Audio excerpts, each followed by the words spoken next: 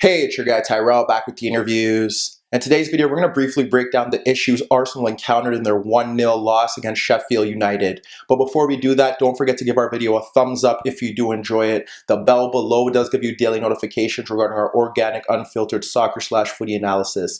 And don't forget to subscribe to our channel. But now, let's get to the starting lineups. We look at Sheffield United, more of a 3-5-2. Mousset and McGoldrick up front. Out in the wing back roles, Baldock and Stevens. And in midfield, they had Lundstrom, Fleck, and they went with Norwood. Then we moved to Arsenal, more of a 4-2-3-1. Aubameyang up front ahead of Saka, Willock, and Pepe. And in midfield, Guendouzi and Xhaka. So now, let's get to the first half, see how Sheffield United approached the game and why Arsenal struggled to break them down. So when we break down Sheffield United against Arsenal, the key talking point here was Sheffield United's shape and why Arsenal couldn't break them down. When we do look at the board, we have Sheffield United in a 3-5-2. Basically, what they really did well was when they started the game, they pressed high and they ensured that they closed down Arsenal at every given opportunity. And the way that they are assembled, it does allow them to do that, because when you look at it, when the ball is played out, you have the strikers pushing out to the center backs, you have the wing backs instantly stepping out to the Arsenal fullbacks. You have the midfield battle assembled right there with Fleck and Lundstrom stepping out to Guendouzi and Xhaka, and then Willock near Nordstrom. So when you have that, Norwood. So when you have that all set in stone, you have the back three against the front three, which is kind of a bit of a gamble given the speed that Arsenal's front three do possess. But here, they were constantly closing down. They were ensuring that Arsenal couldn't play out the back, and they know that Arsenal will try to do that, whether it be from goal kicks or from open play. And that was how they closed them down the opening minutes, and they caused them so many problems. Even when Arsenal's midfield had a lot of space, a lot of the time we saw Guendouzi and Xhaka dropping off a bit deeper. They would try to, for instance, switch out the ball to Kolasinac. You would have the runner, the wingback, step out quickly to ensure that he didn't have time to get onto the ball, and that was pivotal to what Sheffield United were trying to do. Closing down quickly, ensuring Arsenal don't get time to control the tempo of the game or set it, and then not allowing them to transfer the ball to their front three, and that was integral. Without it, they would drop off a bit deeper. 5-3-2 without the ball for the most part if they weren't pressing high. And if the ball was shifted out to Kolasinac or it was shifted out to Chambers, they would simply have a shuttler step out. So they have Lundstrom step out to the right-hand side, and then they would shift across accordingly if need be. Like I said, the midfield battle was set, and there were even times when we did see Norwood just play Willock off to the center backs because of the way that Arsenal's front three were moving across the pitch. He would often have Saka in between Baldock and Basham, and he would drop off there. And then the same thing with Pepe, where he'd occupy that space out in the wider roles between O'Connell and Stevens to ensure that he could get the ball in those narrow positions, or he would drop off of the wing back or the center back to drop off deeper and get on the ball. Because whenever they shifted out wide, more so Pepe, he is occupied by one of the wing backs, and he never really was able to get that extra yard ahead of them to make a difference. So that's kind of how they were going about things. And even, like I said, as the half wore on and you would see Xhaka and Guendouzi drop off deeper to get on the ball, they would simply just have the front two sit in front of the Arsenal midfielder that is dropping off, and they'd have their midfield push out to the open Xhaka or Guendouzi to get on it, because they had spare men in those areas. Because if you have those two, if you have Guendouzi or Xhaka drop off, then you have the forwards near them. The forwards know that Luis and Socrates weren't willingly stepping forward to play passes because there was no gaps in between. So then you have that 3v2 battle, because Willock, like I said, could be pushed off by Norwood, and then the Sheffield United midfield have to decide who's picking up who, and regarding on where the ball goes to which flank, you could have Lundstrom, or you would have Lundstrom, or you would have Fleck push out into the wider roles to press, and they would switch off the free midfielder there. So that is kind of how they went about it.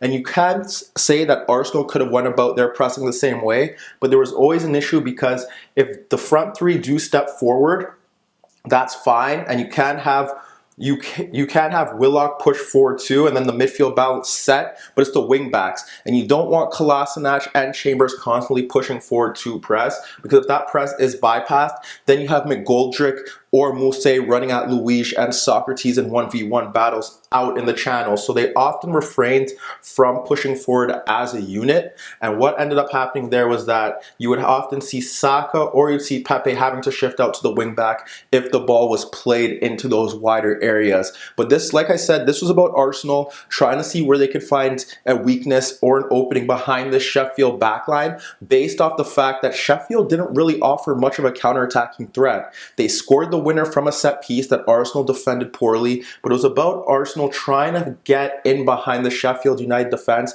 and they were unable to do that. When we look to some examples of Arsenal trying to get in behind Sheffield United's defense, the first one we look at is Chambers getting the ball, and he isn't stepped out to by Fleck, and Stevens doesn't get out to him either, so he's able to clip the ball over Stevens and O'Connell for Pepe making a run into that right channel. And Pepe drives down that right channel and delivers a cross through the 6-yard box that just evades Aubameyang, but it was Egan who got across and he cleared those lines. Shortly after that, you do see possibly Arsenal's best chance in that half, and it stems from Pepe again evading Norwood and O'Connell in his zone. And when he evades them, he plays the ball into Saka, who is just narrow in Arsenal's half, and he ends up scoring it to Xhaka, who switches the ball out to Willock. When he switches the ball out to Willock, Willock's able to run down that left touch line, and anticipates the overlapping run of Kolasinac. And when Kolasinac makes that overlapping run, then you have Baldock, who has to get across. And this was the first time that Kolasinac got the better of him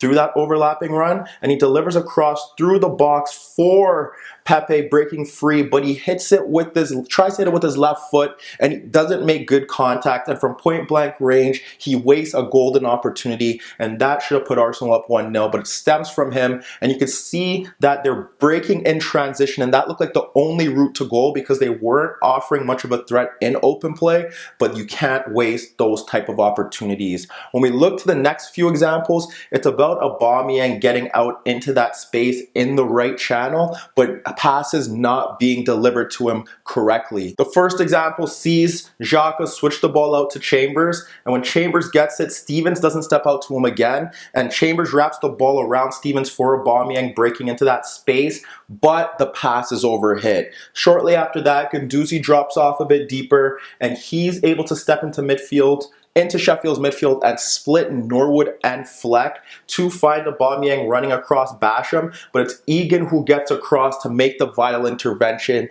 and that ensured that Aubameyang couldn't get the ball in that dangerous zone. And then the one time that David Luiz stepped forward to offer some sort of offensive threat, he stepped beyond half and he locates Aubameyang, making a simple run in between Basham and Egan, but when Aubameyang makes that run, David Luiz's pass is slightly overhit. Arsenal's best opportunity where they actually tested the goalkeeper stemmed from Xhaka firing a 30-yard screamer on goal that was pushed away. But besides that, they only look like offering a threat in transition, because when they try to get Aubameyang and Pepe into those wider positions, the passing was off, and the rare occasions that they did, Pepe's inability to find that pass or make the finish was the difference. So when we look to the second half, we did have Dani Ceballos come into the game for Willock, and Arsenal were more of a 4-3-3. And what we ended up seeing there was that Ceballos was on the left, Guendouzi was on the right, and we did have Sheffield United drop off a bit more deeper into a 5-3-2. And frankly, the way that the game shifted because Sheffield United were ahead did favor them. Because when you look at it, if they do drop off into that 5-3-2, what we ended up seeing there was that we had Saka and we did have Pepe very narrow, and we had Aubameyang in the central position. So you have 3 against 3. Arsenal now were gambling and pushing their fullbacks forward. So it's their fullbacks against the wingbacks. And then you have the midfield battle, like I said, still pretty much in check.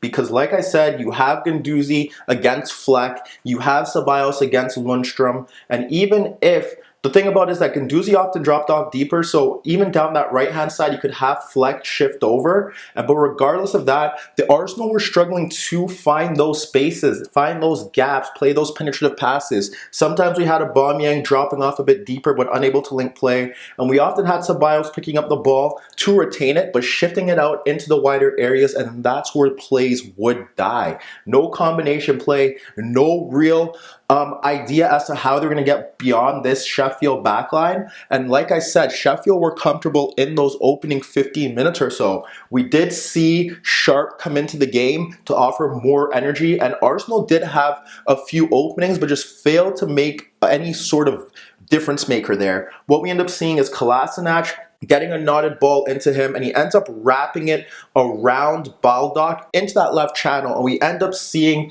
Aubameyang drag out Egan. When he drags him out, you eventually have Baldock step to him, and Aubameyang's able to poke the ball into Saka coming across, who holds off Norwood.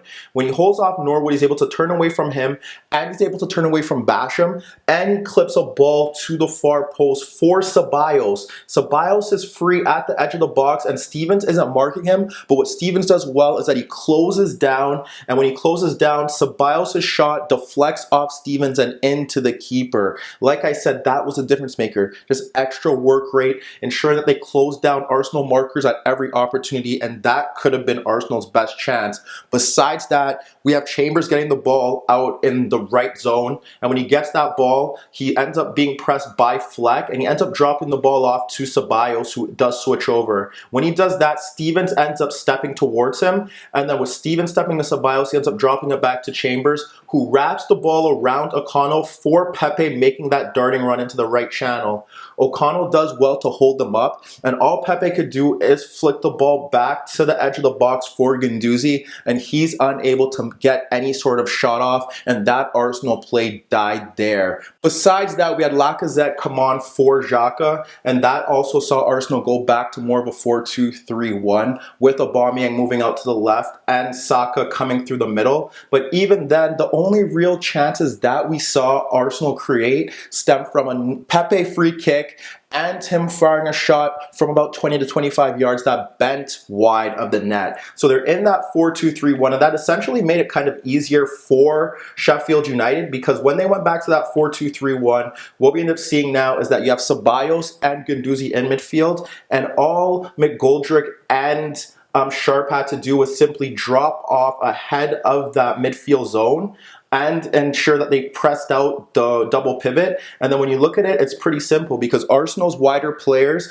are going to go narrow. And like I said, even if you have the fullbacks pushing out to the wingbacks, you still have a midfield three crowding that zone and ensuring that those Arsenal players don't get on the ball, with the fact that you still have a back three in behind them. As the game wore on, we did see a bit of a tactical change for about 5 minutes or so, with McGoldrick shifting out to the left-hand side, and we had Basham pushing forward ahead of Baldock, and they moved into a 4-5-1 without the ball, but that was short-lived. Arsenal eventually replaced Pepe with Martinelli, and then we saw Aubameyang move out to the right-hand side, and then we ended up seeing Freeman come on for McGoldrick, and that's when we saw Basham go back into his position, and then we saw them assemble back into a 5-4-1, ensuring that they had wider players closing out those zones, and then having the wingbacks in behind them to ensure that there could be no overloads in those wide areas. And that's how the game fizzled out. When you really break it down, Arsenal didn't create that many chances. They tried to get out into the wider areas, they tried to break in transition, but it wasn't enough. When they did have the ball for long extended periods, they were unable to get in behind the Sheffield backline, and that is credit to Sheffield's system, and that poses more questions to Unai Emery and whether he is suitable for this job. But let me know what you guys think. Can Sheffield United finish in the top half this season? And what about Arsenal? This is supposed to be the year where they comfortably finish in the top 4, given the summer spending that they did do, and given the fact that their rivals around them didn't necessarily improve. Is Unai Emery the right man for the job? Can these players get it done? Meet me in the comments below. Don't forget I upload videos every day, and don't forget to subscribe to my channel. If you like this video, give it a thumbs up. And that was your daily dose of the interviews.